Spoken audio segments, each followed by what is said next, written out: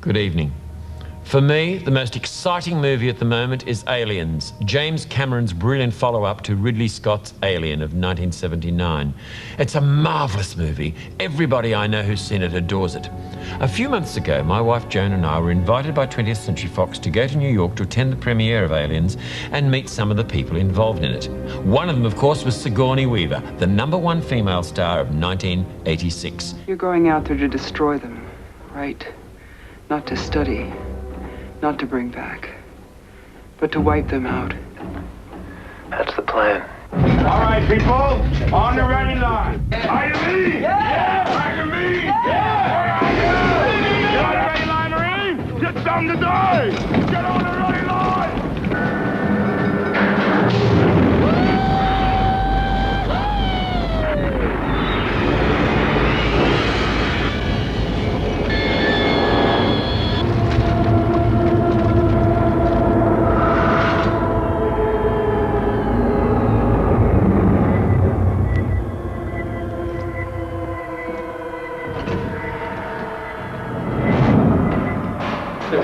Get your light up here. Keep back, don't scare her. Movement! Talk to me, Hudson! I got signals. I got readings in front and behind. There's nothing back here. Look, I'm telling you, there's something moving and it ain't us. Get them out of there!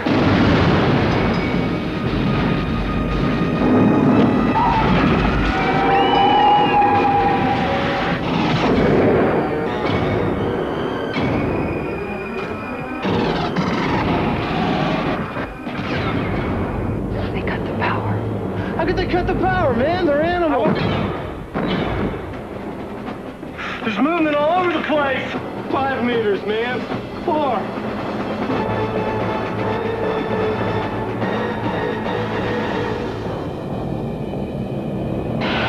Movies made in the 1980s, by the way, that and Terminator. I'm glad you said it. You know, that way I don't look so foolish when I say it. I feel great. I feel lucky. I feel I was very fortunate to hook up with Jim Cameron, who is just a tremendous filmmaker.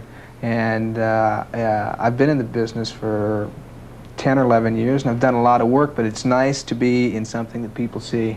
And The Terminator was a movie that a lot of people saw, and I know a lot of people see this one too.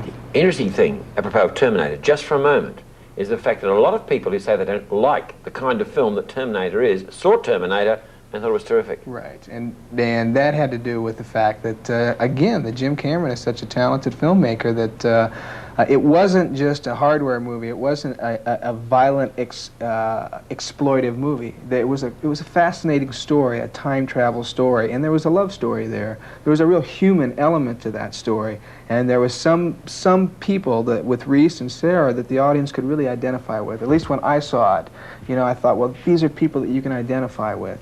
And I think that's why people liked it so much. And probably why they're going to like Aliens as well. Yeah, again, this is a movie that is a science fiction movie and is an action movie. And a lot of people say, well, I don't like science fiction. I don't like science fiction movies. I usually don't like an action movie because usually action movies don't have a good story like this one does. And they don't have characters that are written and created by actors that blossom as well as these do. This story and these characters have a lot of integrity, I think.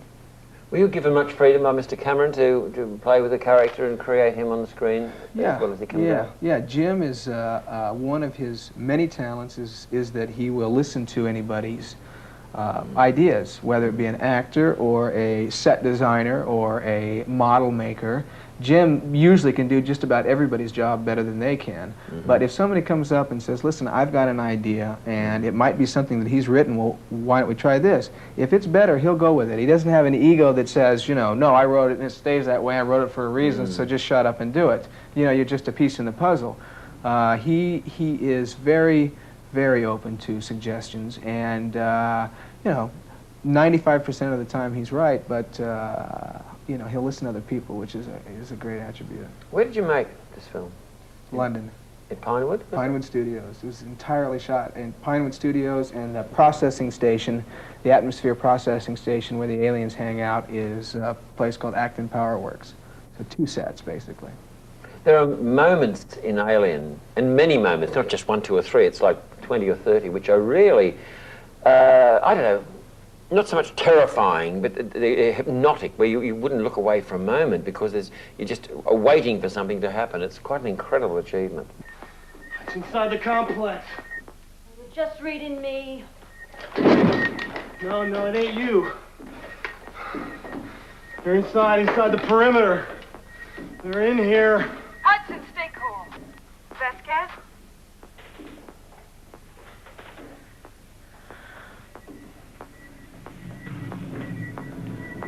That's maybe right. Get back, both of you. Signal's weird. Must be some interference or something. There's movement all over the place. Get back to operations.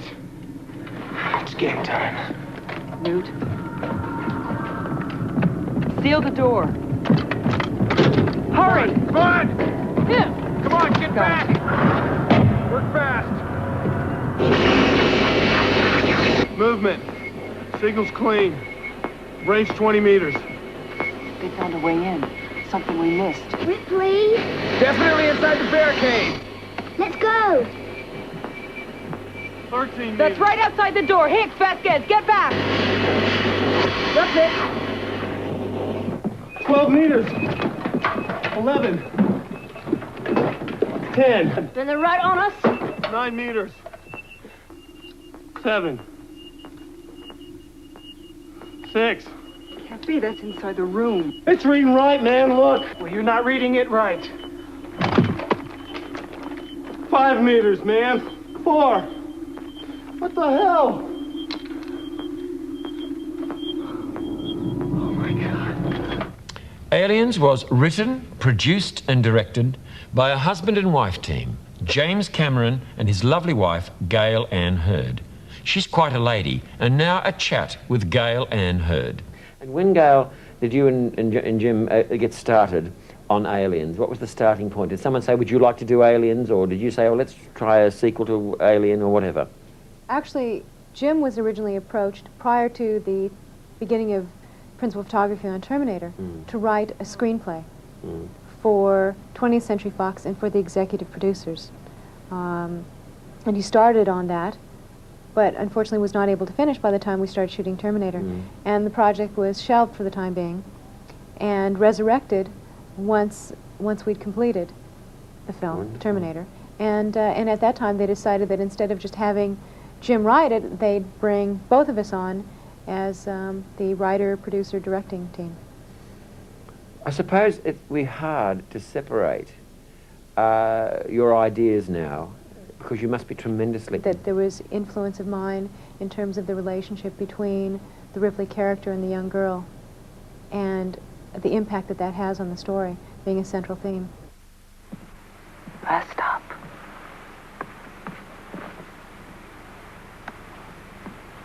Get in. Scoot down. That's good. Now, you lie here and have a nap. You're very tired. I don't want to. I have scary dreams.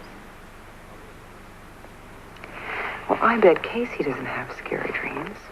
Let's take a look. Nope. Nothing bad in there. See? Maybe you could just try to be like her, huh? Ripley, she doesn't have bad dreams because she's just a piece of plastic. Right. I'm sorry, Newt.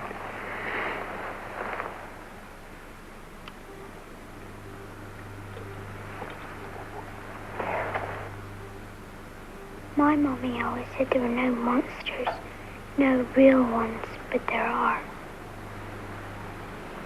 Yes, there are, aren't there? Why do they tell little kids that? Most of the time it's true.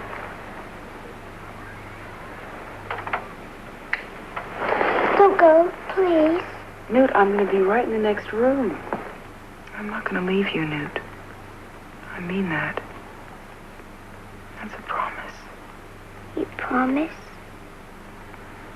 I cross my heart And hope to die. and hope to die. Happened. Right. May I say to you, first of all, I love Terminator. Everyone I know loves Terminator. Even people who don't like that genre love Terminator. Now, what is the magic? Do you know what the magic is about your film Terminator? Well, I don't know if there's a magic. I just try to sort of instinctively put in human elements that I think are just good drama, just good sort of actor-to-actor moments, and then dress in the action around that. And that way the action has some meaning and the special effects have some meaning. I think that's what makes a film like Terminator palatable even to people that think, I will never like this movie. Well, in a period when I don't think very many fine films are being made, genre films are being made, if you don't mind me calling yours a genre film. I think that's fair. A Terminator I saw twice in 2 days, whereas most films I'm glad to see the end title come up on the screen. But this one draws me back. It will draw me back again and again. Thank you. But Aliens is a tremendous thing for you to take on a film that has already been established as a good one. Alien, I mean, the Ridley Scott one. And what temerity did you have to undertake Aliens? Well put. Well, I think that what we did was we weighed the negative of a possible bad comparison to that film against the positive of, in a way, an audience that would want to see what happened to her after that point. What else could be done with the visual elements of that story, and they sort of came up in a dead balance for me. And then I thought, well, the best thing to do is we'll just take what we like from the first movie. We'll take the Ripley character, and we'll go into a whole new territory in terms of the set design, where it's set, the characters, the people that we bring into it, because it's a whole new group, a whole new attitude. You've managed to capture, with a lot of very good help, I appreciate that, a tremendous atmosphere. Get them out of there!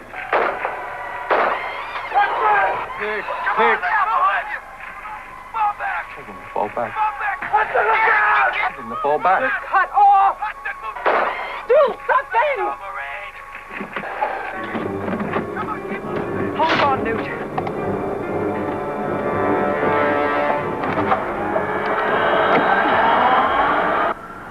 Rip, what the hell are you doing?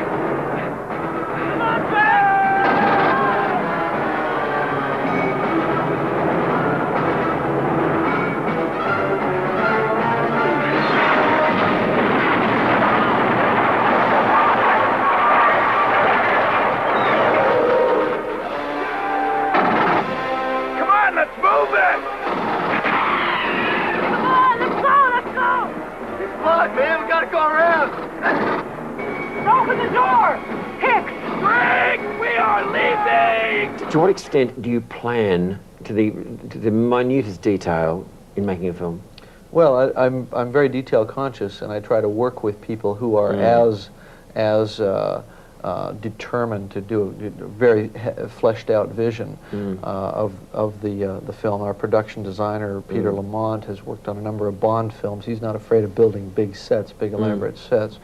And Stan Winston, who did the creature effects, worked with me on Terminator. He was a known quantity to me as a really good film craftsman. Incidentally, in Terminator, the big climax is stunning visually. It's a marvelous experience. Thank you. Impressed me in those wonderful sets is sometimes a scene would begin with the camera moving and it didn't seem it was going to stop.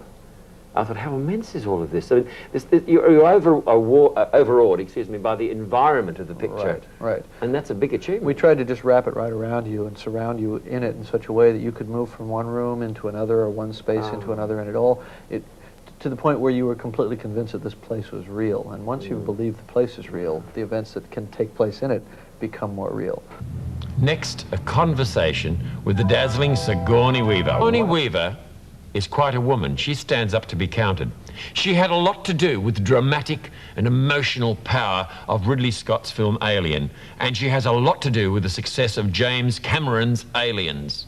Well, I think it certainly has been getting a wonderful reception. It's a very entertaining film, considering all the monsters and everything. It's still got a lot of good laughs in it, which I think is important. Well, that's a bit of a surprise, because sometimes they get a bit too serious. And yeah.